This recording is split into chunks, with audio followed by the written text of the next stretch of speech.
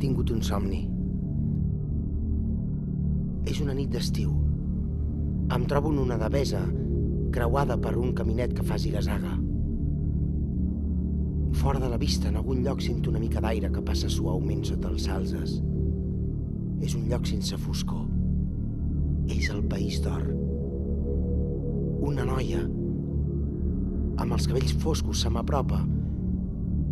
Es descorda el coll del vestit i amb un sol moviment es treu la roba i la llança al costat.